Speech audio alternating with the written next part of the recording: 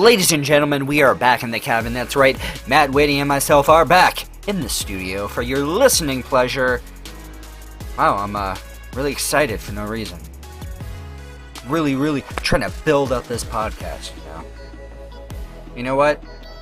Sit back, relax, just enjoy a nice podcast. Just a couple of dudes hanging out, having a conversation. Please enjoy.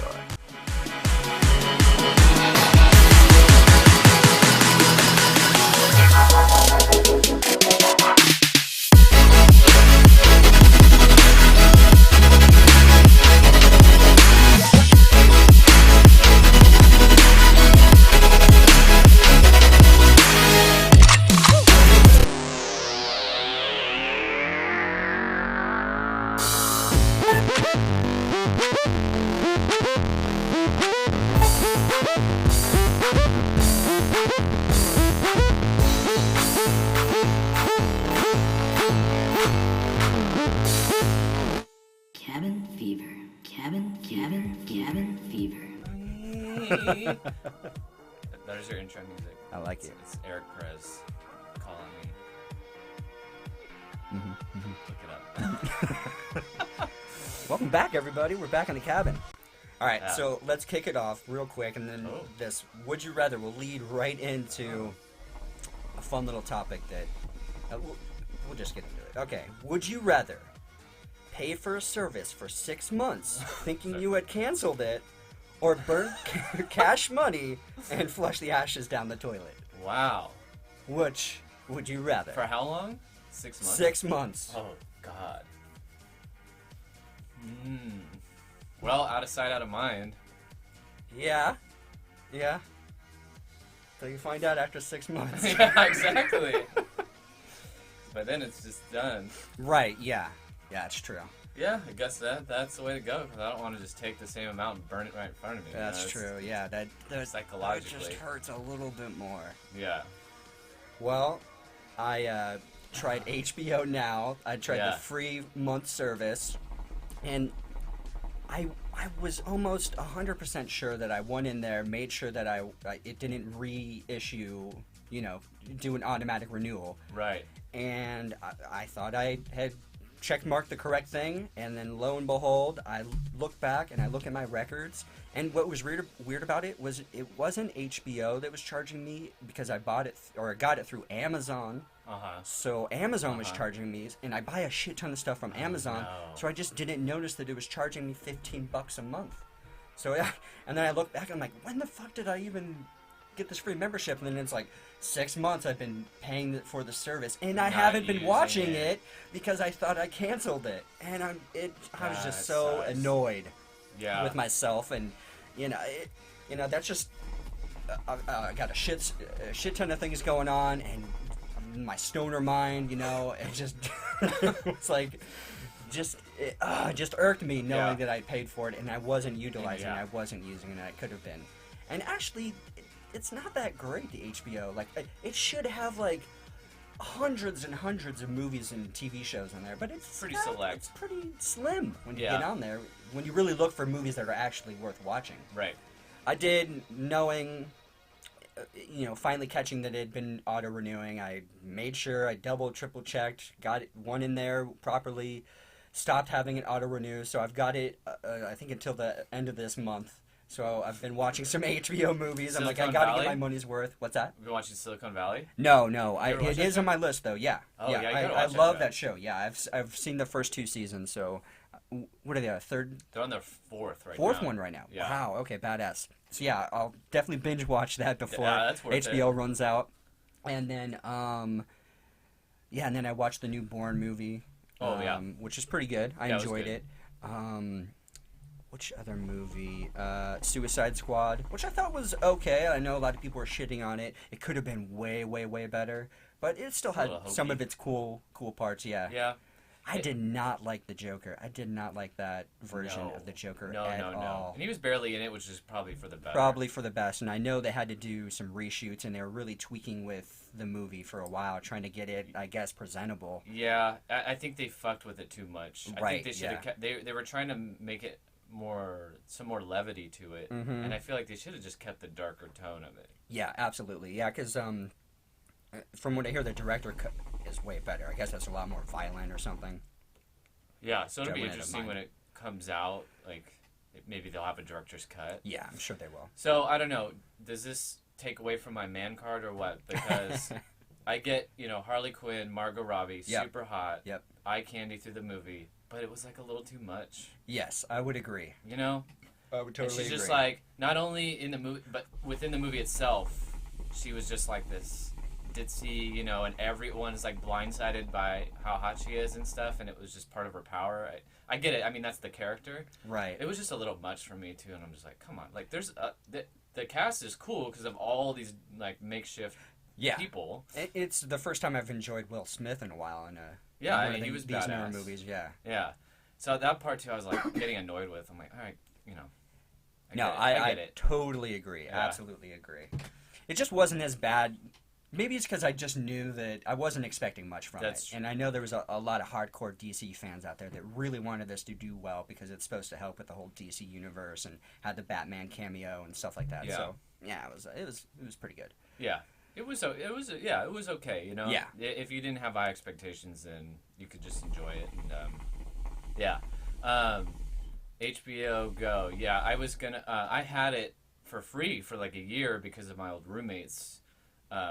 And then when I moved, it was still on my PlayStation, and they were obviously still cool, I guess, with me logging onto it. So for months, all through Game of Thrones last summer and stuff, I had it. So, but I felt the same way after a while of having it. I was like, well, I'm only kind of watching these couple of shows, so it's not really that worth it. And I probably will get it when Game of Thrones comes on and have it for like a couple months. Yeah, why not? It's $30, and then you get to have a good version of Game of Thrones, because usually I go hunting online, and usually it's a crappy version. No, yeah, and I don't want that. And then I could go back and watch maybe like some of the last season. Oh, and, yeah, and exactly. And then refresh. You're definitely gonna. I always need to refresh after Oh, yeah. Game of Thrones or these big episode or big TV series that have so many different characters and plot twists and stuff. That's why I need to rewatch the last House of Cards season, because I'm like, I don't really fucking remember what happened. Like, I remember glimpses, like little pieces, but there's just so much to these shows now. Plus, Game of Thrones, have people over and watch it in a group. Yeah, that's like, a great one to have. It's great. Yeah, we started doing that last season. Yeah. Well, my girlfriend, she had already been doing it with her friends, so I just kind of joined it. We should do each episode. We'll do a podcast, and we'll do Game of Thrones, and we'll if you want to do that, and we'll do it over at your place, and we just have like a Game of Thrones discussion about the episode or something. Because we would just sit around afterwards. Yeah, and just kind of like, oh, I wonder what's going to happen next, or I wonder why they did that, or, it's such a fascinating show.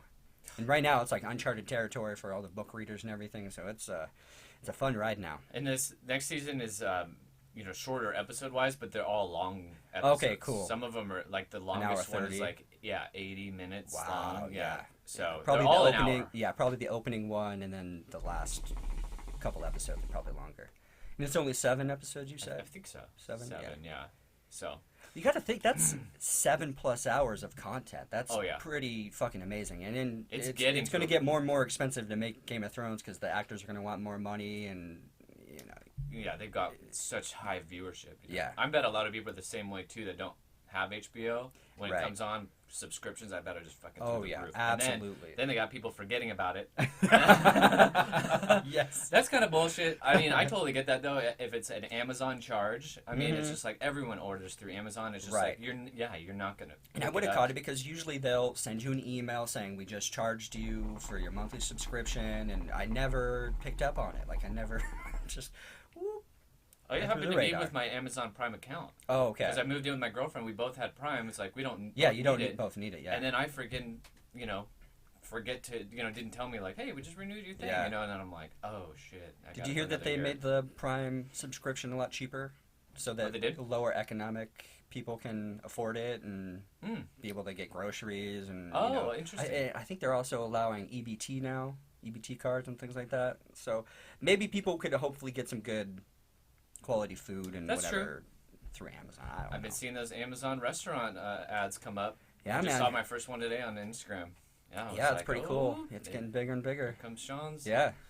Challenge photos. Yeah, buddy. Yeah, Yeah. I just did three on Thursday, and it was a long day, but it was fun. Oh, dude, yeah. So I did this Chinese restaurant last week, and I did it. I think it was on Monday. Chopstick Inn restaurant. It's on. I'm pretty sure it's on Convoy. Definitely check them out. Really good food. It's right by my But they work. loaded me up with everything that I photograph, and I usually photograph about 10 to 15 items. So I had like quality Chinese food for an entire week. I had all these leftovers, trying to cram it into my little fridge, like all these styrofoam containers. I'm like Yeah. combining dishes and like really good stuff. And obviously, Amazing. I haven't been on my keto diet lately because I'm like, well, I gotta eat Yeah, this Chinese exactly, food. I can't let it go to waste. Yeah. So it's like I had all this awesome food, Like and a then king. yeah, and then on Thursday I did this Thai place, and they gave me a shit ton of good Thai food. So it's just like I've been eating like a king lately. It's Hey, been, man, you deserve it. yeah, it's been good, and that's like a nice little perk with this job. You know, occasionally I get some good food, and it's just nice. It's a nice little bonus. It's a good tip, and I get to try a lot of different dishes I normally would never order, you know, on my Right. own. So I like Right. get to try That's all a good these point. really, really good things, and then, you know, next time I go out to the restaurant, I'll be willing to try, you know, something different. You know? Yeah. That's Yeah. cool. Absolutely, definitely, and I definitely recommend trying it out. I think with the Amazon delivery service, I'm sure you probably get like 10, $15 off your first delivery, maybe Yeah, maybe you even do. like free delivery or something like that. Yeah. And it's not Amazon, but it's Uber. Uber's now delivering McDonald's. Yeah, And that's how my they- mom does Uber Eats, and she says she's been doing a bunch of McDonald's orders, which is so funny to think about. Like that's like the top one now. Yeah. Fucking- I've been tempted a few times. I've gone through and Mm-hmm. like put a bunch of stuff in my cart, and I'm like, no. Yeah. I don't need to do this. Right. Like, but it's like tempting when Yeah. I'm super hungry, and I'm just like, oh fuck yeah, McDonald's. You should, because there's probably a lot of great places in Claremont that, you know, Oh yeah, they do. Yeah. I've been on there a few times, but it's like a $5 fee. So I'm like, if I have people over, then yeah. But just for me, I'm like, no, come on, Matt. You don't need to be lazy. But it's a great service. I mean, that's amazing. And yeah, you do end up seeing a lot of places that you wouldn't even know are there, kind of thing. Yeah, And then you can see the exactly. full menu before you even go, and pretty amazing. You would be shocked at how many restaurants are just kind of like tucked away in these little business especially districts. on Convoy. Yeah. Oh, Yeah, yeah. Convoy is just stacked with restaurants. Yeah. Vietnamese, Chinese, fusion restaurants, mostly Asian, but you know, mixed in with there are a couple other Yeah. different places in there. Ramen. A lot of good ramen places. I did this place called Baguette Bros. Really good. It was Vietnamese fusion food, and they have some really, really good stuff there. Wow. Oh, a lot of good Asian places. And you know what I noticed? Like, the Asian, like, real Asian people are so accommodating and so nice. Like, they are... Thai massage, man. Yeah, and they're hard workers. They own the restaurant. They usually have their kids are helping out, you know, their older kids. And it's just a good family vibe there. Yeah. And I just think they're doing it right. And those are like the good, hardworking immigrants that people want here in America because they're doing their thing. They're helping the economy. You know, they're not just siphoning away all the money and sending it back to their country. Yeah. It's just I delivered. I don't know it. how why I'm going on the immigration good thing, but point. I just think it's a I've just noticed that, and a lot of Middle Easterners own a lot of really good like Iraqis, Iranians. They own these really good places, and they're small business owners. They're making it work. They're doing their thing, and they work really hard. And sometimes they own a couple of restaurants. Well, I think that's a good point because you toss around the word immigrant and it has this like negative connotation to Right. the way it's been portrayed election-wise and in the Exactly, media. yeah. So it's a good point that there's a lot of people here, fully here, legal, who are really working hard and making things work and Yeah. providing like a good service to people. Especially here in San Diego too. I mean, there's a lot of varied communities. Like we do have little sections where it's just a lot of Asian food, a lot of Middle Easterner food, or African or whatever Ethiopian food. It's very diverse here in San Diego. Yeah, high concentration. Very of thankful that. for that too. Yeah. And I deliver to like some of those places too, and like even the kitchen staff and wait staff, they're always like very like helpful. Oh, and absolutely, stuff like that. Yeah. They make me. There's one place is off Linda Vista Road. And I wonder if they're part of it too. They're called Sabi Lee, And I've been there a couple times. You know, I bring them a bunch of meat and chicken stuff, and they'll make me a little boba tea, you know, while I'm offloading everything, when I'm stocking their fridge, and then they'll come over and be like, here, this is for you, you know. And Yeah, I'm like, oh, yeah. so See, cool. and that's like a nice little bonus. And then it's like, then you get wired on this awesome tea. Yeah, you know. don't tell my boss. So Oh, right. I'm allowed to take gratuities. Which is so ridiculous. They said the exact same to me when I was delivering groceries for Vons.com. You know, we weren't allowed to take tips or any presents or anything like that. I'm like, fuck you, you corporate motherfuckers. Yeah. I'm busting my balls, and if some rich person wants to hand me $20 for lugging like a couple 100 pounds of groceries into their home, Yeah. you know, I'm going to take that $20. Exactly. And they're not going to, oh, by the way, I gave your driver $20, so. Yeah. I know, I've had to, like, deliver to some coffee places, and sometimes I'll just offer me a cup, and like what I do is just take $1 and put it in their tip jar, and that mentally covers me, because Exactly, like, no, yeah. I gave them money. Yes, you yes, know, but exactly. I always have to brief them too. I'm like, okay, but you know, I'm not supposed to take a ride, just so we're square. And they're like, of course, you know, we're not gonna call it in, but you never know. Just because being in Costco 10 years, I've seen people get fired for that kind of thing. Yeah, for probably the dumbest stuff. Mm-hmm. I mean, there's probably some people just getting away with murder, you know. Oh, absolutely. Running some little side games. Yeah, some quid pro quo. Right. Yeah, exactly. Ah, that's cool though. That's a cool gig you got.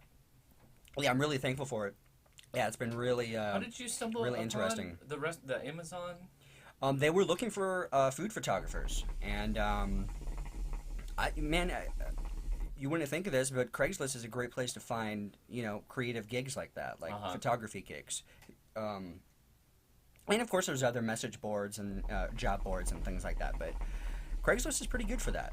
Yeah, I've gotten some really good gigs out of it. So they were advertising on Craigslist? Yes, exactly. Okay, yep. Wow, interesting. Yeah, exactly. And you just pretty much how it works with photography jobs. You send them either to your website, or you send them some example photos of whatever it might be: real estate, food photography, wedding, whatever. And then if they like your work, then you fill out your paperwork and all that stuff, and then they start sending you gigs. Wow. And you're off to the races. Yeah. And that's pretty much been doing that for like a year and a half with them. It's Yeah. been really good. Really good. That's amazing. Yeah, especially for a photographer. Like, it's always nice to get these gigs that are constant. It's always something. But even then, I can't depend on it. It's never something. I'm never going to ever put my eggs in one basket. You always have to be prepared. That job's going to be gone the next day. Or, you know, Amazon might say, you know what, the delivery service isn't working out for us.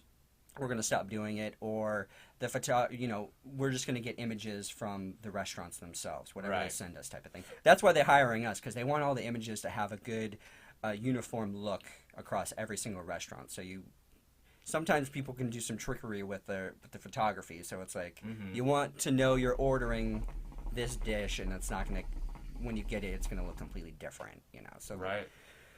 So it's almost an insurance policy in a way as well. Are these restaurants paying to be listed on the service? So how it works, is Amazon takes a percentage of each dish that's delivered. So they just get a little piece of the pie, but you get to be advertised, and you're under the umbrella of Amazon.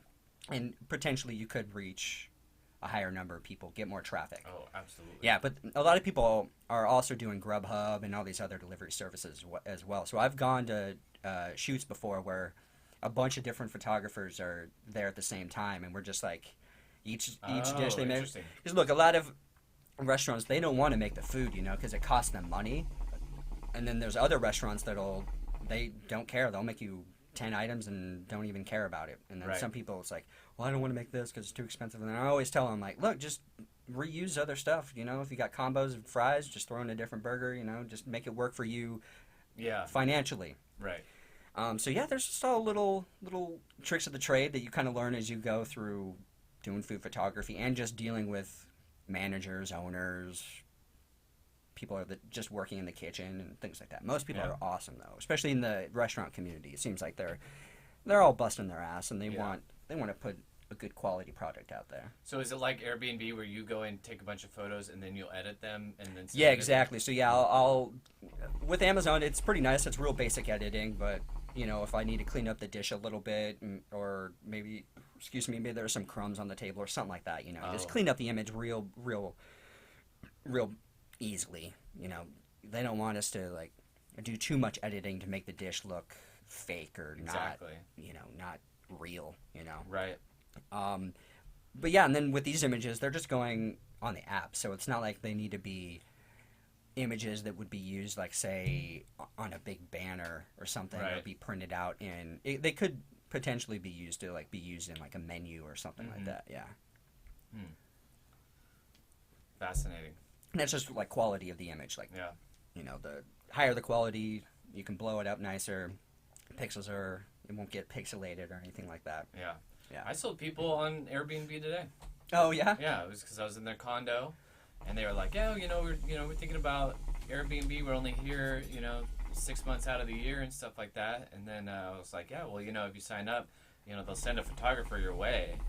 And they're like, "Really?" And I'm like, "Yeah, they want a high quality listing, and they want to rent out your place, and they take care of you." You know? And they were like pretty impressed by that. So yeah, you'd be surprised. I'm surprised Airbnb doesn't really advertise it as much, but a lot of people are surprised that they offer the free service, and then they don't believe it. Like, is there a catch? Like, what's it? Because I get these messages constantly. Like, is it really a free service? Yes, it's absolutely free. Do you get paid? Yes, I get paid.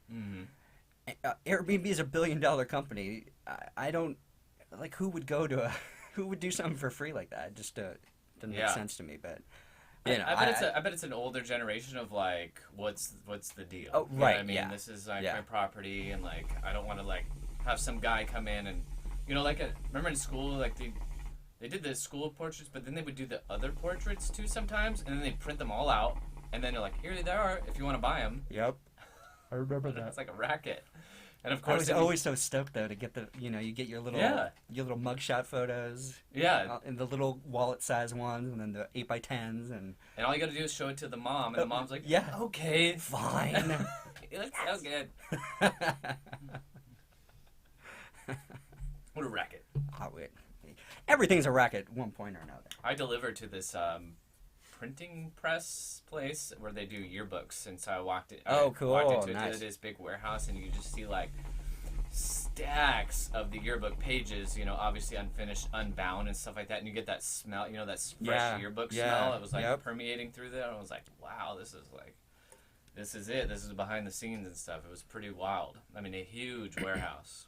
Yeah, I meant to, because after I literally just finished editing the last podcast we did, and now in the last podcast we were kind of touching on the education system and things like that.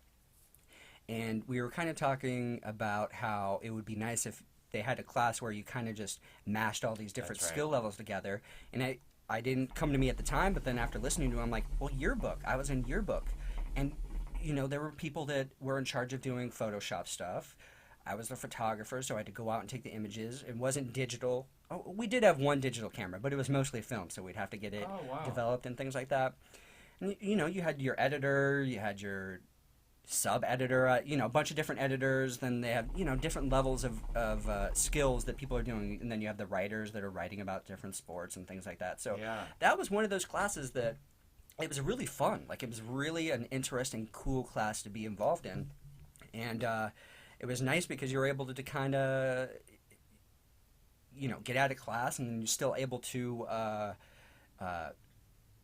work with other people that are doing different things. It's not just like we're all in math class. We're all trying to solve this one equation or whatever. That's a good point. That is exactly kind of what we were touching on. Right. So those classes are definitely out there, and I wish there were just more of them. Like, maybe tailored more towards like the history aspect, or more towards the math aspect, and smashing together these different science class and biology and all these different stuff. It'd be cool to get more of a diverse thing going in classrooms. Yeah, or I wish like an English teacher would have like said like, hey Matt, you can go write for like the yearbook. And see, that would have been awesome. Exactly. And we did. The woman running the yearbook program was Miss Mendoza. She was an English teacher. She was at the middle school for most of the time. She was good. Yeah, she was good. But yeah, it would have been nice if they kind of like spread the word, like, hey, like if you're interested in writing or anything like that. And it was great because then you get to go to these sporting events. You get to go to these different clubs, like Math Club, all the different things that you probably normally wouldn't go to. They had like Mathletes. Mathlete, yeah. And then we had academically. Academically, yeah, Mr. Buell, Mr. Buell, was running the show. So I would go to a couple of their meets and kind of go in and just take pictures and maybe go in when they're kind of practicing or reading. Was basically what they were doing, kind of reading about different subjects and kind of training each other to answer questions and things like that. So it was kind of fun to, like, obviously I would never go to, I was never invited to something like that. So I survived one week of academic week and then learned I was very much out of my place. Quietly exited. Ooh. It's real. Yeah. I have a kind of a funny story about academic league, I guess. Please. In middle school, we had we did the it was called the Knowledge Bowl. So you could remember that. Get into teams. Was Mr. Balshazy involved in that thing? I think so. Okay. Man, I really don't remember.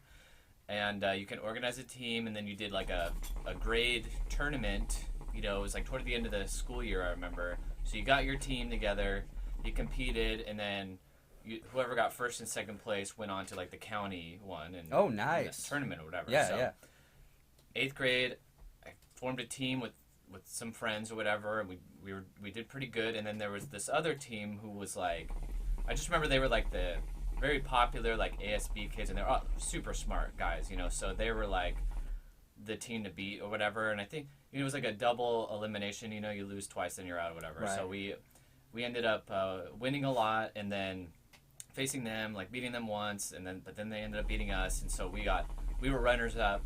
They were first place, so we all got to go to this tournament. So we go down to this school. I can't remember what school. There's another middle school. You know, that's always fun to like be able to go to a different school. Exactly. Yeah. So we go to this school, and the tournament goes on, and our team. We got our butts kicked easily twice, and we're out or whatever. And so the team that was from the school that was hosting were just running away with it. And it was to the point where it seemed a little off. So it's like coming down to the end, and they're going against our number one, who like the really, really smart guys. And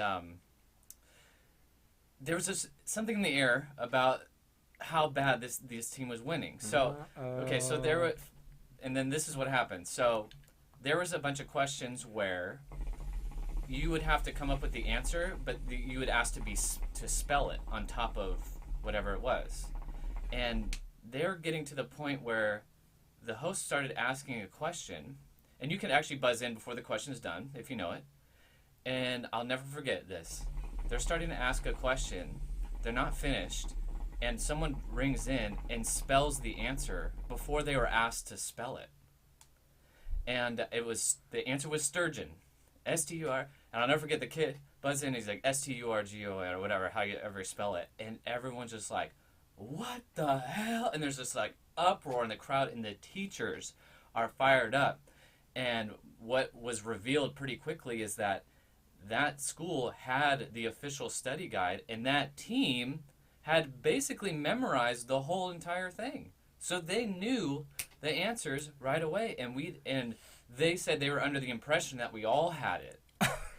Like that. So, and I forget what the end result, I mean, the teachers were livid because this team had it, and they were smug about it. And that's all it took for this kid to buzz in before he was even asked to spell anything, and he spells the correct answer and eliminates our team. Oh, man. And it was this big uproar, and of course, our two teams, you know, from Ramona are just like really bummed, and we just got our ass kicked, and we like, oh, now we know why we got our asses kicked so hard and stuff. And so I'll never forget this. We all took a van down, you know, and so they're like, we're leaving. We're all in the van. We're all sitting there. We're all kind of like bitching about how fucked up this whole thing was and stuff. And then we're parked right on the edge of their field, and there's just some people out there doing PE. You know, they're dressed out or whatever. And I'll never forget this one guy in my class. His name was Andy Luke. He was an ASB. Unfortunately, he just passed away last year. But it was my fondest memory. I had known him like our whole, you know, growing up and stuff. And he he stands up in the van window, stands up out, and just yells to these random kids that are just at PE. And he goes, hey, hey, hey! And they turn around and he goes, your school sucks! Your school sucks! And it was one of the funniest things I'd ever seen up to that point, and I was doubled over in laughter. It was just such a relief of the frustration of the day, and just that he yelled at the random people just because they were at the school, and it was one of the funniest things I'd ever seen. Yeah. Damn, I wish you remembered which school it was. I wish man. too. I have no idea. Dude, that is fucking bullshit. They should have it doesn't matter. It's scratched. I think this they might doesn't count. Yeah, it was a big deal. Obviously, Who's everyone had the worked teacher? so hard. Because there's a teacher in charge. He's probably like, memorize this book. Yeah. Trust me. Yeah. Memorize it. It was. Yeah. I mean, it's like anyone can memorize the question, especially I know, that's at bullshit. that level of academic. Right. Like, you're gonna freaking start memorizing all these questions. Yeah. And stuff. You're just going to. It would be just like memorizing whatever's going to be on the test the next day. Mm-hmm. An open note. Right. Yeah. Oh man. It was a crazy experience for sure. Yeah. Just I'll never forget when he spells it and everyone stands up. All the kids stand up. I wish I was there to see that. What is going on? Just yelling at each other. Yeah, for people to get that fired up in that setting would be so fun to see. Yeah. Especially in a world you guys of flip your table. Fuck this shit. In the world Bulldogs, bitch. Academic bowl, you just don't think of that stuff happening. But it was like a fierce competition, It was very exciting. I remember to the be a part unfortunate of. thing is things like that could kind of help out if you're really into your college career. That could be a big thing, a nice little check mark on your resume type of thing. Yeah. We won the big academic bowl. I was on the team. And Yeah. Oh, you just memorized the fucking playbook, motherfucker. Jeez. Yeah. Funny. I wonder where those kids are now. They're probably millionaires. Yeah, no. They're probably running running the stock market right now. Yeah. Damn. They rode that wave all this is what we have to do to get ahead. Yeah. Right. Yell, here I come. Very American. Run this bitch. Yeah, very American, yeah. Yeah. All right, let me get some new coals going on this. Hook. Ho. Ba-ba-ba-boy. All right, so let's talk about Rachel Gillis paying off her bet. The Nickleback bet. Never made it as a wise man. I couldn't cut it as a poor man stealing. Tired of living like a blind man. I'm sick aside without a sense of feeling. And this is how you remind me. Yeah, Rachel was on a couple episodes ago. Yep. And she lost the name game. The name game. We had the first Nickleback bet. I guess we could do it multiple times. Yeah, we should. I think. Why It's a not? good bet. It's a great bet. She fulfilled her bet. And I was trying to think, are there other bands that are like Nickelback? But obviously, Nickelback is number one when it comes to bands to shit on. Creed. That could be good. I like Creed. Yeah, I kind of enjoy it. They do carry that weight. Wide open. Yeah. They do carry that weight, though. Yeah, there is a bit of a stigma behind Creed for sure. Stigmata. Stigmata. Religious. Oh, yes, that's true. Sorry, I cut you off there. It's okay. Yeah, she fulfilled. She changed her profile picture to the band with a heart around it, and she kind of went. She did a little bit. Actually, she went a little beyond. She was a little late. She was very late. Gave her a week. She Yep. was like, I had a reminder. Yeah. It was funny. But she did pay it off. Yeah. And I thought paid she did pretty well, Yeah. when people were questioning her and someone was asking if she was got hacked. Yeah. Which is kind of the goal of it. Yep, So, exactly. Well done, Rachel. Good job. Yeah. Very good job. So putting it out there, you guys need to come up with a game and a bet now. Yep. Passing it on. Can't wait to beat you again on some other game. Yeah. Not to pivot too much, but That's Jeremy Pivot. Ba-ba-ba-boom. oh, I like that. You guys listen I'm to learning from the best over here. Oh. Did you listen to the giant himself, Comey? The Comey interview? Pretty wild. It was a wild ride. interesting, Yeah, yeah. very interesting. I didn't listen to all of it, to be honest. Like, I got a little bored after a while. But Got a little repetitive. Very repetitive. Yeah. But yeah, it's... Dude, we are living in some weird times. It's not the first time a FBI director has been fired. Bill Clinton fired as the FBI director. So it's not the first time it's happened, but it's obvious fuel for the other side that is like, oh, you're going to fire the person that's investigating you into the Russian collusion or whatever. But as far as I understand, Comey kind of said he's good. Cleared the air. He's cleared the air. Yeah. That's what I don't understand a little bit. Okay. Because, yes, he did clear the air, of course. But I think that's why it draws so much suspicion. Because he came to the president and said, no, we're not investigating you, blah, blah, blah. Yeah. But he still fired him. So anyway, a lot of it was behind closed doors because... Exactly. Rewinding a little bit, I found Comey to be a very interesting guy. I didn't know he was like acting attorney general at one point under George Bush. Oh, really? I didn't Yes. know that. Wow. Yes. Okay. And so George W.? George W. Yeah. And then just a very bipartisan professional. I got the air. I bet he was there for Rib Sundays. I bet Comey was there. For what? For Rib Sundays. What was Rib Sundays? You remember George W. Bush? He loves ribs. He's got ribs on Monday, ribs on Tuesday. You don't remember? No. You don't remember? Are you joking? No, you were pretending to be George W. Bush. Oh. You were talking about George W. Bush loves his ribs. I was so in the moment. I guess sorry, I I forgot. completely. I'm bringing it into That's right. funny My land, impersonation of George W. which was spot on, by the way. Yeah, right.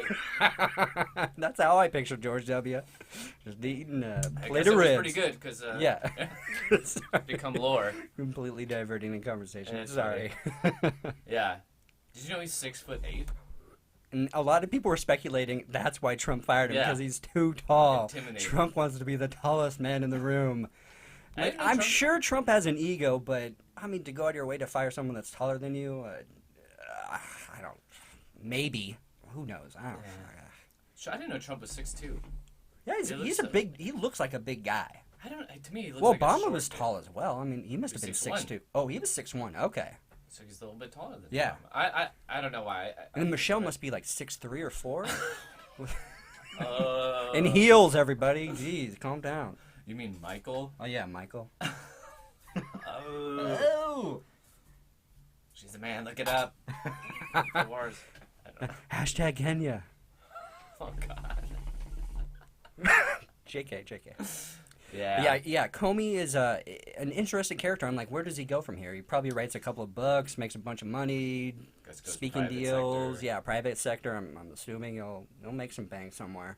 I just did like they all cleared the air about the department because Trump was saying a lot of salacious things about the Federal Bureau and Yeah. they all kind of rallied and were like no, and he obviously took offense to it. He's like, no, this is a good organization that does its job, and he was I feel like he was just like a real American dude. Yeah. You know what I mean? Like Yeah. he wasn't playing the partisan game. He answered truthfully. He gave some very honest answers, even when it made him look bad and Yeah. kind of spineless in a See, way. I didn't really like that, but I mean, Yeah.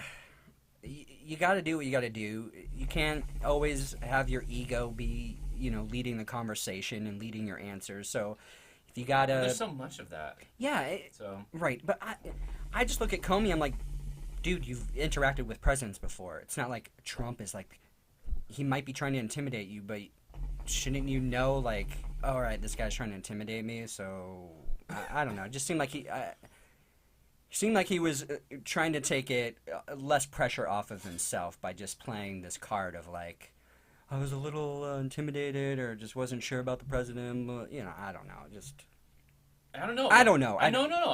Yeah. I fully understand that point, but it does lend a little credence to someone who's worked in that role and in the government that he kind of felt the need to do that a little bit. Right. Is he playing some kind of long card of he just doesn't like Trump and that's his way of doing it? Right. Yeah, you could say that. Yeah. I just didn't. I just thought his testimony was just pretty honest, and it's kind of like what does he have to lose? He already got fired, but he was also, of course, very cognizant of this is what I can and can't talk about because Exactly. I still care about the people doing their jobs. And Yeah. was very complimentary about his replacement. Do you know how long he was director of the FBI? Was Since it? since Obama was in office. Okay. Yeah, I think All he right. came. I don't quote me, but I think he came in during Obama's second term. Second term. Okay, Yeah. that's what I was wondering about. Okay, so he hasn't really been there that long as the director then. Right. 5 years or something like that? Maybe? Yeah. Yeah. 4 or 5 years? Yeah. Okay. But like a long time, obviously, and a former prosecutor, and Mm-hmm. obviously a rich understanding of the law, and kind of interesting, very interesting. Yeah, I'm curious about that position. How often does that change happen?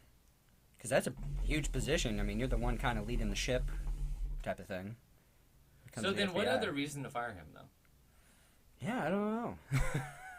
You know, Maybe guess- a lot of times when when a company buys another company or takes over, you kind of clean ship of the management and you Yeah. put in your own management. It kind of happens a lot. I don't know. Maybe Trump's a businessman. Maybe he's just operating under that, and he was looking for any reason to kind of clean ship or clean house when it comes to right, that department, and it's obviously a pretty important area, right. for national security and whatnot. So. I That's can a only good- no, speculate. that's a I can good only point. speculate with No, what's going on with I was that shit. genuinely, curious of Yeah. like why else, but that's a valid point too. Yeah. He's not a politician. He's the commander in chief of the United States, Yep. and he's not a politician. So he's coming in and flexing his power when he can, denying, press conferences and stuff like that. Stuff that you can do as a president. It's coming as a shock to the people because presidents just don't do it. But at the Yeah. same time, like they're entitled. It's part of their power, and then now it's a history lesson or a political science lesson of the Yeah, right. of the power of the executive office for Yep. the rest of us. Really, Yeah. So that's like another level of digestion that I think we're all seeing, which is good. I think it is good. Oh In yeah, that definitely. respect, Definitely. because it's just like, hey, wait a second, no, he can't do this, Oh So yeah, yeah. You see the people like to blow it up. Oh yeah, absolutely. Any little thing. So, and I hate it. Absolutely. If you're that opposed to Trump and you're that rallying against him, God, just come up with some better arguments. Stop just blowing up over little things because you know what? You're making yourself look stupid. Really, he's there.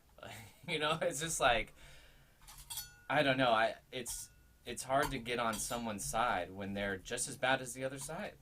You know what I mean? With just salacious, emotional reactions to things that are Absolutely. going on without context or anything like that. That's why I do like NPR. There's a slant there, a little slant there, but Yeah. they do a very good job of being bipartisan and explaining laying the foundation of, well, this is what you can do and this is what you can't do, and then now we're just gonna kind of have a conversation about it. Right. That's me. That's what I like. So.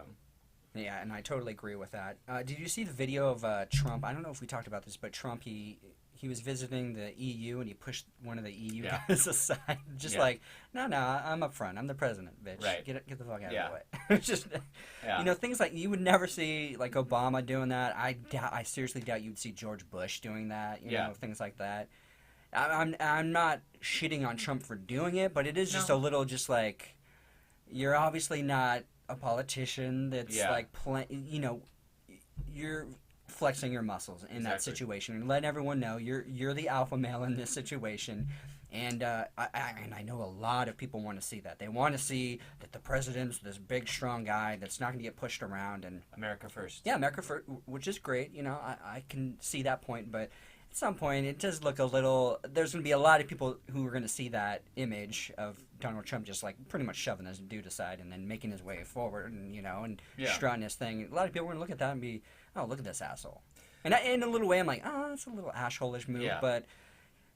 He did it. Whatever. It's kind of funny. Well, I feel that way too, and I saw it, and I was like, yeah, But I just think nowadays it's like everything is more on a global scale because of globalization and access and things like that. It's just like you kind of have to have your finger on the pulse of the world, and I feel like, and we're a superpower, and it's just like you don't want the guy in charge to just be constantly reminding that he's in charge. Right. Because yeah. we all understand Yeah. the place America has in the world, and countries aren't really second guessing that too much. So Right. are those kind of things necessary? And I just don't like it because it just paints like a picture that just doesn't need. It's not necessary. It's not necessary. Yeah. You know what I mean? Like,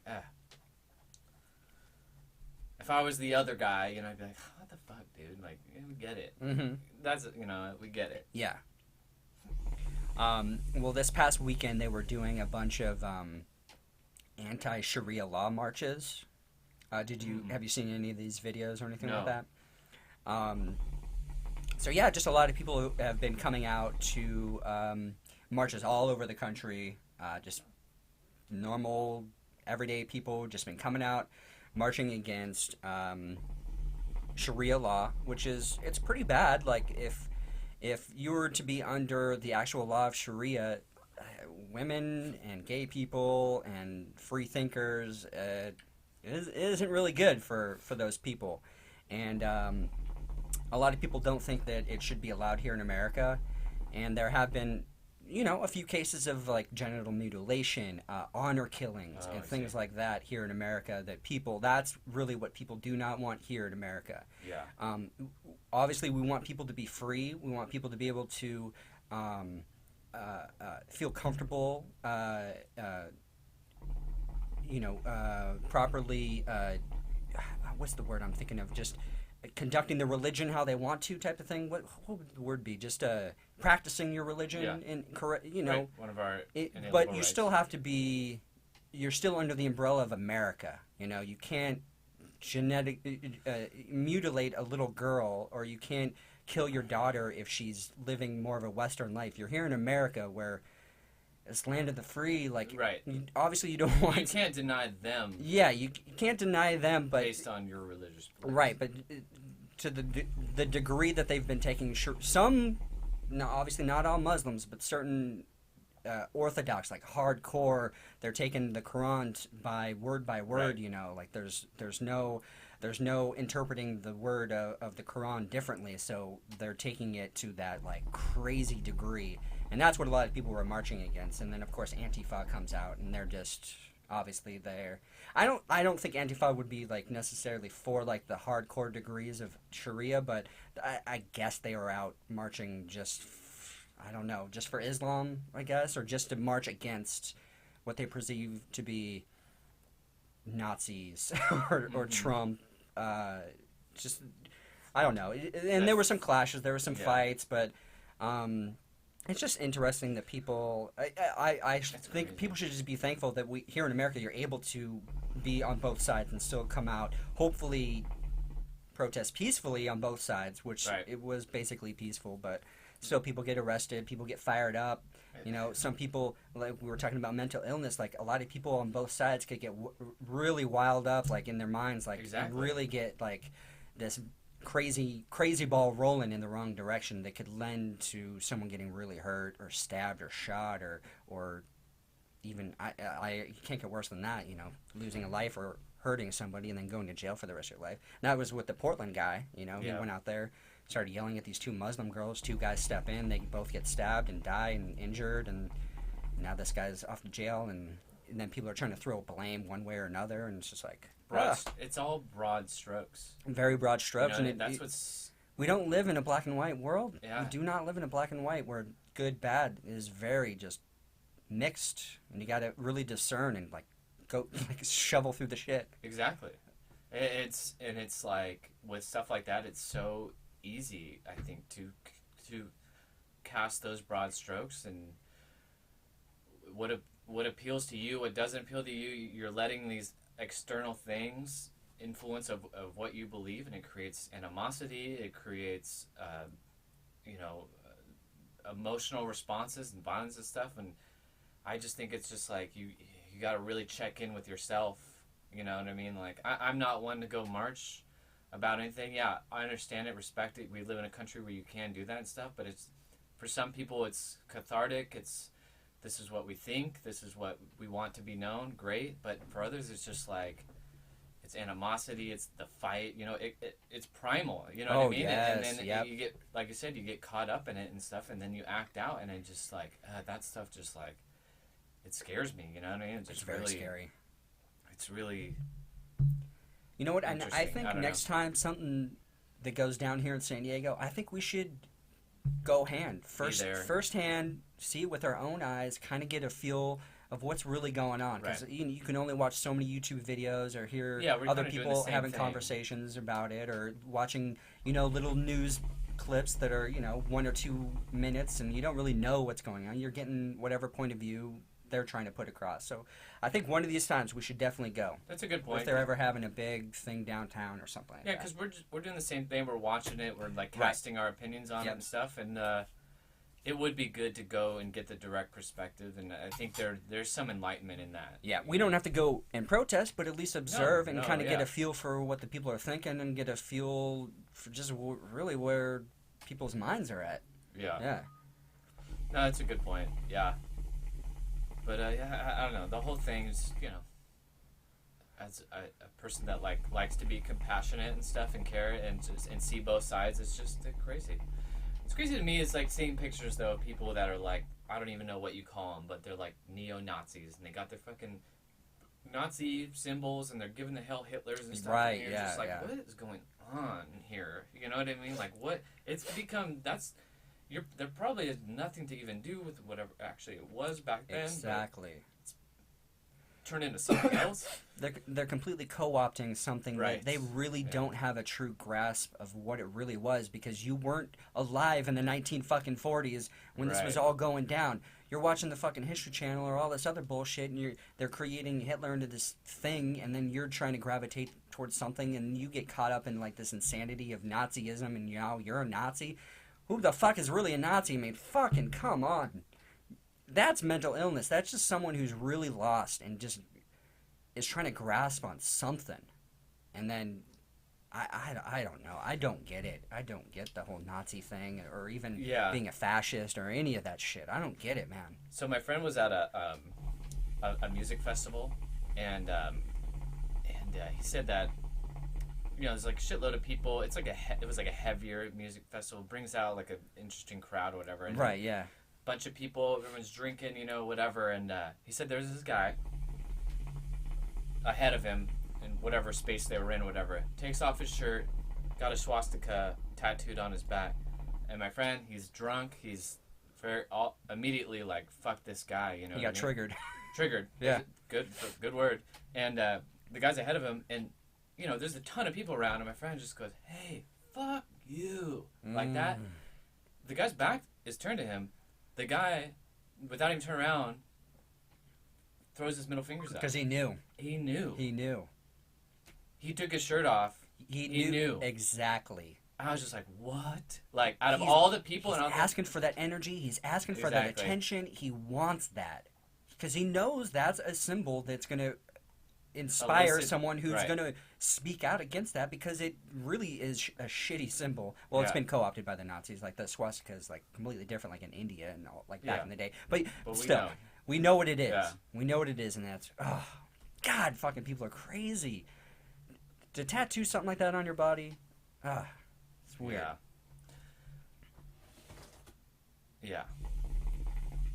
I subscribe to this subreddit called Trashy, and it's just trashy white trash. Oh, okay, nice. Photos. So a lot of Walmart people at Walmart shit. Yeah, it runs the gamut of okay. weird stuff. And one post the other day was like a Nazi, some kind of gathering or whatever, and it was like this, so creepy. This old man, bearded white beard, whatever, and he had this like really young girl like on his side. He's just kind of like, and she was like one of those like butterface kind of girls. She had like a really nice body, and then you come up front and there's like and she had this big swastika. She had a midriff on and a big swastika, and she like got a big smile, and I'm like, look at it, I'm like, whatever this is, this girl has no fucking clue. It's got to be some kind of like, how do I get the most attention? Yep. Same thing with that guy at the show. How do I get... There's something in them that's just... probably trauma. Probably... Oh, definitely. There's some deep-seated shit there. Probably some hardcore shit when they were really young that really fucked with them. Absolutely. They have no clue what it is. It's Because they haven't fully imprinted on them. dug into it. Yeah. Or they've just tucked it so far away that Or have it no manifests into this. Yeah. Yeah.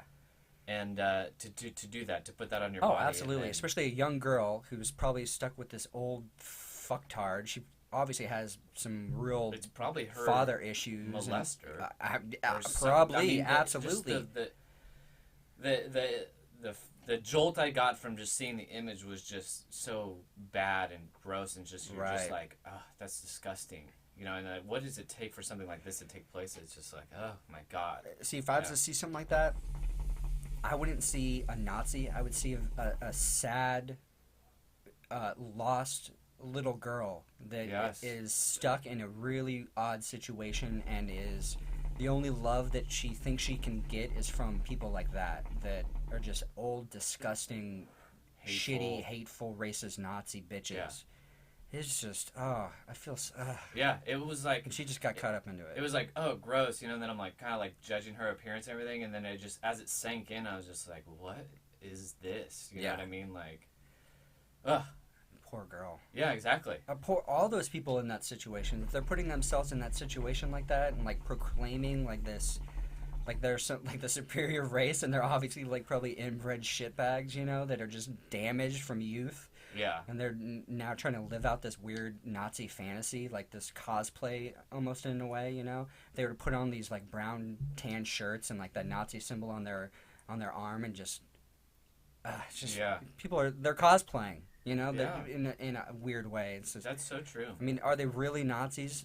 They probably have a lot of hate within them, is really what it is. They hate themselves more than likely. They hate themselves. They have no love. No love, yeah. And then they just end up, you know, gravitating towards something that feels familiar. And that was kind of the power of Hitler. He kind of like... Germany wasn't doing great when Hitler came along, and that's why they kept making all these, comparisons with Trump and Hitler. And all this. But, I mean, it was a different time. But Hitler, he was able to get a lot of people behind him, disenfranchised people, and then the psychological game just really played. Like propaganda just took off, and then it just got real crazy with the whole SS, and people are narking on each other, and then you really clamp down, and then it becomes like a real shitty control system. And I do not want that here in America, and I will fight tooth and nail to like whatever I can do to stop any form of communism, Nazism, socialism. I do not want that. It does not belong here in America. It's so ingrained in us, the freedom. This that's why people fight like tooth and nail for our gun rights. Like, I don't own a gun, but I want people to have the right to own guns. I don't want guns to get in the hands of like mentally ill people. Yeah. But we cannot take gun rights out of people that are lawfully doing it. It's all connected. That's why I even bring up gun rights and things like that. Like, just our freedoms here in America, I do not want them to be infringed on by these crazy ideologies that are trying to be like infect people. Which is even insane to think about, like Hitler and stuff, like you said, that they weren't doing that great. This guy rallies and disenfranchised people. That he really did have the power to turn the country around. Yes. But it was based on such a message of hate that he decides to take it outside the bounds of where it was and create war over it. A huge war, yeah. That just ends up, costing so many lives. Right. And you know what I mean? But like really... a powerful person that probably could have just turned things around for his country and his countrymen. But absolutely. No, the message was just so, focused outward that it just, changed the world, really. Absolutely. Yeah. And it's just like for the people within it, all of a sudden you're the enemy of the world. And, you got to think there's a lot of people within it just like, oh my God, what are we doing? What is this? What is really happening here? And unbelievable. Oh, it's crazy. Yeah. I'm just thankful that we all live in America, and we will figure shit out. Like, it's just, we're just growing. We're still relatively a young country. Young. We're a bunch of states all united together. You got to think the West Coast is not the East Coast. The East Coast and the West Coast is not the middle of the country. We're all very diverse. We all have different priorities in life, but we're all united under this umbrella of the United States. And I think we just need to keep moving forward, and hopefully we can all come together. And I don't know if Trump, I mean, he's older, he's in his 70s. Like, is he gonna want to continue? I mean, he doesn't necessarily have to run again. Right. In this next election, but he might want to, just to keep whatever the Democrats come up with, which is what they should be doing. They should be rallying and getting some new blood into the Democratic Party, maybe revamping it a little bit, like kind of moving some pieces around to make it a little bit more appealing for other people to want to get behind. The ghost of the cabin opens the door. Here. Because look, Hillary Clinton's done. Bernie Sanders is done. They're old. They shouldn't be running anymore. They're not going to work here in America. So find some new blood. And I think the Republican Party should be doing the exact same thing, finding some new blood. And they should have had something for the medical, for the whole reforming this medical insurance and all that stuff. They should have had a plan. They should have been developing one for 8 years, but they didn't. I think they really dropped the ball. Party just ended up compromising. Yeah, really, I think so. With Trump, and that was like, this is our only ticket. And they're feeling the weight of it. So yeah. Oh yeah. Yeah. Oh yeah. All right, man. This has been an awesome podcast so far. Let's kick in some recommendations. I gotta take a quick piss. These beers are running through me, brother. All right, Matt Windy, do you want to kick off the recommendation? Yes, sir. So this week.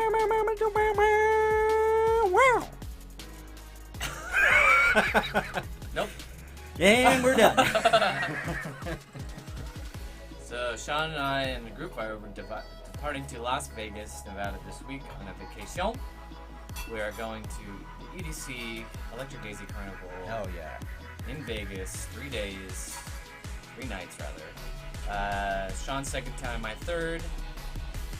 We're gonna just go and embrace having some time off and enjoying the fucking craziness that is EDM Carnival. So, I recommend Insomniac is the group that puts on EDC. They put on a ton of different events all over the world. Check it out. Check out a video of it. I mean, it's different. It's different from the music festivals that so have like popped up. YouTube, Yeah, just go on Insomniac. YouTube. I'm just saying in general. Just go on YouTube. Check out EDC. It's different from all these music festivals that have popped up over the years, and it's definitely its own thing. It's been going on for 20 years. And it's of course bigger than it's ever been, and keeps growing. Oh yeah. It's at Las Vegas Motor Speedway. It's as a person that was like never. I mean, kind of into EDM and stuff like that. It's a giant rave. It's different than I never expected myself to go to something like that. And now I go, and it's a really fun, different, even transcendental, you could say, time in a collective group of people. I don't know. Just look it up. Maybe it doesn't matter how old you are. No. When we first went, we were in our late 20s, mid 20s. Yeah, late 20s, and now we're in our early 30s, and yeah. It really does about it. And I come across people on the road. People kind of know about it, and they're like, "Oh, it's on my bucket list," kind of thing to do. And I think because it's just so different, and it's something about it feels like it's crazy, and it is crazy. Yeah. Just to look into it. But so I recommend Insomniac is the company, I guess, that puts it on. They have their own kind of record label, and they just released Insomniac Records EDC 2017 Mix. It's like a 40-track compilation that highlights a lot of the artists and whatnot that you can see there, and it's on all the platforms. I got mine on Spotify, and just check it out, man. It's great music to just drive to and puts you in a, I think EDM it throws a lot of people off. They all think it's the same stuff, but it's a pretty diverse musical genre, and I really feel like there's something there for everybody. And it's great, like workout music too. Oh, definitely, Just sucks you in kind of a little bit. So check that out. Insomniac Records EDC 2017. What's great about EDM, it could either pump you up or relax you. Getting you in a nice chill state, or it could just get you up on your feet, wanting to throw up your arms, dance around, have a good time. There's all different levels, and the great thing with EDC is all these different stages. They have their different vibe. One stage has pyrotechnics. One stage just has crazy laser lights. One stage has these up and down crazy light show. Like, it's just, and the main stage is just everything: fireworks, light show, laser lights, pyrotechnics, a giant owl, you know, like insanity. And then surrounding it, you got a Ferris wheel, you got real carnival. a parade marching around, like like lights everywhere, and different tents. They have vape tents. They've got a chill. If you're feeling crazy and you need to rest, they've got a tent for that. Or, you know, it's just, they got it all figured out. Like, and it gets better and better every year, like you said. Yeah, it's a community. You know, it's sensory overload. But if you kind of like let down your guard a little bit and kind of embrace, it's what it is really. A lot of individuals looking to connect and have like this really positive community, and it's something definitely, you know, shed your walls a little bit and experience. I'm it's very a really much profound, looking forward to that. Profound effect. I feel like, and you know, I'm sure a lot of other festivals are the same way, but I think that's the overall really point of a rave, I guess, of this size and magnitude. It really is just positivity. You know, you can go to Ozfest and you might see a couple of fights. Yeah. You know, you're not going to go to EDC and see anyone fighting or getting too, you know, confrontational or crazy with each other. It's like, it's very just like, everyone's there for love. Everyone's throwing up the heart. Everyone's doing, you know, just there to enjoy the music, enjoy the atmosphere and everyone else around you. And everyone is in crazy costumes, or they're just there to chill and hang out. Like, it's a cool thing to be a part of. Yeah. And I'm excited to revisit it and kind of see where, you know, how I experience it the second time around, and experiment with other things and just having a good time. Yeah. You know, I think we're gonna have a really good crew of people that it'll just be fun to just hang out. Yeah. It's gonna be great. Yeah, and I just cannot wait to just be sitting by that pool too, by the way. I don't know what I'm more excited for. I know. I'm just excited to really not to work. Not to work. Yeah, exactly. like I remember, like, everyone there is even going on the same page, right? Where I think we're all feeling it. Even our group, even to go to something like that, like, we're all working hard. You had a ticket on layaway, or you saved up for it. I mean, it's not cheap. It's not cheap, no. But it's just like, you did the work, you made it there. Made it. People fly in from all over the country. Yeah, we're lucky. We're relatively close to Las Vegas. Vegas. We're spoiled. Yeah. You meet people. I meet people there every time that are just like, we drove from the East Coast. We flew in from another country. Like, it's a magnet, you know. I remember seeing a bunch of Canadians there. Like, they would have the Canadian flag or something, you know, and they were just hanging out. I'm like, wow, they came all the way from wherever in Canada to come down to Las Vegas and enjoy this show. Right. It's a big representation of the community, and it's something they do all over the world. Oh, EDC, though, I feel like is kind of like a mecca. Oh, for sure. Because I've been to a couple other ones, and not the same. No, it doesn't. Yeah, it's quite the same compare, yeah. So check it out. Go on Insomniac Records. Just check out the music. Just put it on in the background. And just kind of like, you know, disconnect, vibe out. Hell yeah, feel it out. Yeah, just.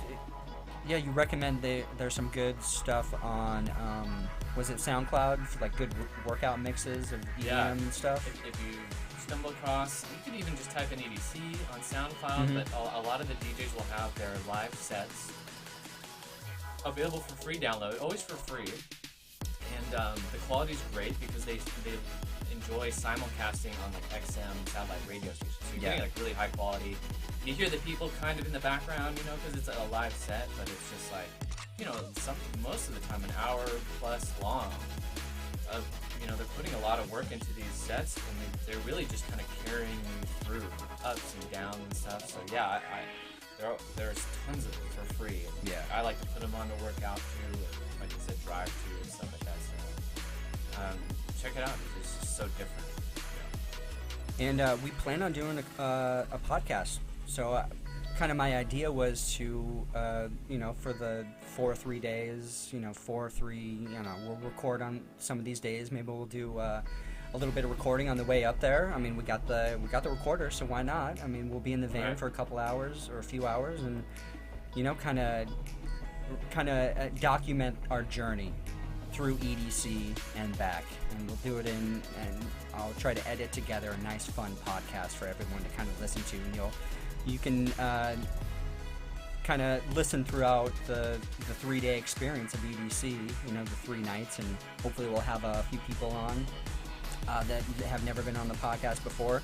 Jason Hypes, he's been on the podcast a few times, and then we just recently had Bill on a few podcasts ago. He's going to be on this trip, so we're going to pick their brains about EDC. And Jason, he's an OG of EDC. He went to the LA Coliseum when EDC was held there, and he had a kick-ass time, and he's got some fun stories from that, so maybe we'll revisit on his experience with EDC. And then your girlfriend's been a few times, and Katie, she's been quite a few times, so she's like the old sage of EDC, so it would be great to kind of pick her brain on her EDC experience and as it progressed to where we are right now in 2017, going to Las Vegas, and I'd love to pick her brain. And then Marco, I'd love to meet this guy and see. It seems like he's like a true EDM fan, and I would like to pick his brain too. So you guys will be on the journey with us. So I think that'll be fun. It'll be a fun podcast for y'all to enjoy and listen. Exactly. That's all I had. That's all you had? Okay. All right, I got a couple of things for my recommendations. All right, so I just discovered this new band. It's called The Dead South. Damn, love couldn't go no further. Proud of and disgusted by her. Push on the little bruised and battered. Oh Lord, I ain't coming home with you. My life's a bit more colder. Damn, wife is what I told her. Brass knife sticks to my shoulder. Oh babe, don't know what I'm gonna do. They're kind of like a southern rock type of band, Cool. so they got a banjo and all that stuff, so it's fun. And then I recommend the album Good Company, and my favorite song off of that is In Hell, I'll Be in Good Company. And I love this song, really, really, really good. Yeah, write it down, and I'll squeak in a couple of seconds of it here on the podcast too, just so you guys can check it out. The Dead South. The Dead South. And then the album is Good Company, and that's actually one of their older albums. They just came out with a newer album just recently. I haven't had a chance to listen through that yet, but What was the name of the album? the album is Good Company, and the song that I really, really like off that album is called In Hell, I'll Be in Good Company. All right, and then my other recommendation is Punch Drunk Sports, and that's with Ari Shaffir, Jason Tebow, and Sam Tripoli. It's loosely based on a sports podcast, sort of. They kind of tap on sports every once in a while. But that's kind of where I got my idea of doing like this bag of bets stuff, because they always do bets on Punch Drunk Sports. And so they're always, making bets on sports events, a lot of UFC stuff, maybe some football, baseball, whatever it is. And the most recent podcast is fucking hilarious. Oh, okay. So Ari Shaffir, he made this bet with, I completely forget the bet. I think it might have been if the Raiders made it to the playoffs.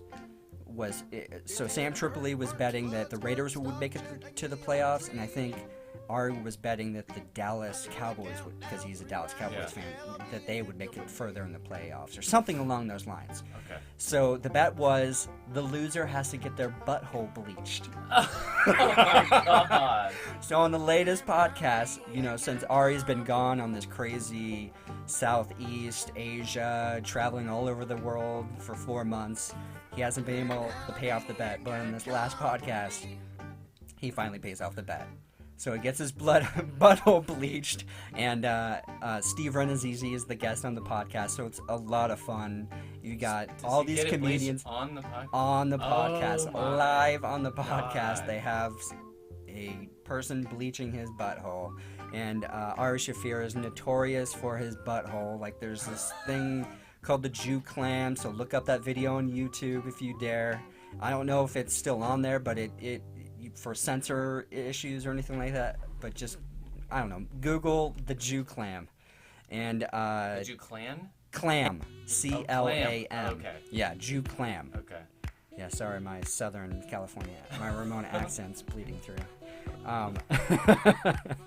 But the podcast, I just recommend any episode of the Punch Drunk Sports Show is fucking hilarious and it's great. Jason Tebow is one of my favorite comedians. I wish he had an opportunity to be on Joe Rogan Experience, just so his exposure level could go up. He's just so funny. He's really good on the podcast too. I recommend you downloading it. Put it in however you get your podcast. Like, throw it in there and just start listening to them because they're so good. And I don't really care about a lot of sports nowadays, but it is fun to get their take on stuff. And I didn't even realize like the basketball playoffs. That's like the furthest thing from my mind, but listening to this podcast, it's like, okay, now I'm caught up to where we are with basketball. So isn't it Golden State and the Cavs? Yeah, again. Is that the finals right now? Right, third year in a row. Yeah, that's crazy, dude. Yeah. Isn't that weird? Yeah, and they're down 3-1. Right. Yeah. But didn't the Cavs just win like insane, like 137 points? Yeah, the most recent game. That's crazy to me. Yeah. God, I think that's the most points I've ever heard of a basketball team scoring. That just seems... Yeah. That's crazy. It was the most in one quarter in any finals in history. Really? Yeah. They had like 58, 48, 58, something like that. So what, can you break it down? Where are we at right now? So the Golden State Warriors have won 3 games. They need to win 4. They won the first 3 in a row. And then the Cavs just won that last one to keep it possibly continuing. They just didn't get eliminated. Okay. They were down. So we're not even in the finals No, yet. this is the finals. Yeah. Okay. It's a best of 7, and this is what happened last year too. The Cavs were down 3-1, and they came back and won. Oh. I don't think it'll happen this year. Okay. The Warriors have an additional All-Star Do they? team. Oh, okay. And do they have? Is it a big deal with home field advantage or home court advantage? I should say. There's a lot of speculation because they went 3-0 this year, and that didn't happen last year. And then the next game is back in Golden State. Everyone's kind of theorizing that they kind of threw the game to bring it back to Golden State because they'll make an additional like $12 million in revenue if they play for a finals game, right? Okay. And even double that if it continues. Goes to another game. See, that's when you get into the money of it. See, that's when it was highly suspect. See, that's when I feel like that's when shit gets tweaked in the game. You know, that's when a ref might step in and, the other team might get a couple more foul shots than the other team. Well, this is the 3rd time that these teams have matched up in the finals. 3 years in a row. What are the odds of that? I wish I knew that. The Warriors won the first time. The Cavs won the second time. So this is the 3rd time. But the Warriors went and added Kevin Durant, who's an all-star, been to the finals before, and they've just had a super team. Right. How is he? Are you paying attention? Is he doing well in the finals? They should have won the last game. And didn't Curry get injured last year or something? Yes. Or another big player got injured. He ended up playing most of the finals. Okay. So they really just shit the bed last year. Or right. They should have won. They should have swept. They should have won the last game. Okay. It's just weird that they didn't. Yeah. You know what I mean? Yeah. Like, it's whatever. They signed this one guy on, Kevin Durant, for one season. Oh, just the one. Really? Yeah. Okay. And then they're just dominating. Yeah. So it's just crazy. And then, that's all I've got for recommendations. You can find Cabin Fever Podcast on all your podcasting platforms, and you can find us on Twitter at Cabin Fever Pod, and then you can find me at Sean Evans Photo. That's SeanEvans PHOTO on Instagram and all those other social media places. Yep. I'm at PacMat, PAC. All right, everybody. Next time, Vegas. EDC.